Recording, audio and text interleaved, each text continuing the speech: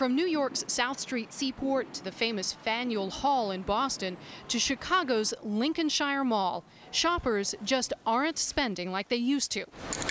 The bankruptcy filing by Chicago-based GGP is the largest bankruptcy filing in the history of the American real estate business. Today, there simply isn't enough capacity in the credit markets to refinance the debt of companies such as ourselves. And GGP is not alone. Commercial real estate is on the verge of collapse, just like the housing market before it. Stores are closing at a pace not seen since 2001. 148,000 last year, another 146,000 predicted this year.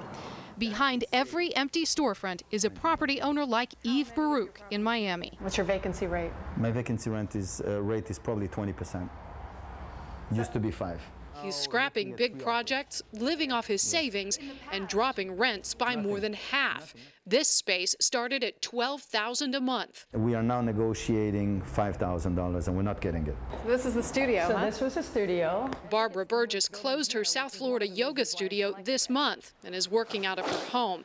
The landlord couldn't drop the rent low enough. They've got to pay their bills. They've got to make their payments, and I think they were as low as they could possibly go. Higher vacancy rates and lower rental incomes are only part of the problem. Landlords are struggling to refinance loans in a credit market that still hasn't thawed. By one estimate, $400 billion in commercial mortgages are at risk of default or foreclosure this year. And as unemployment rises and spending drops, the need for office and retail space continues to plunge. And you're just spiraling downward.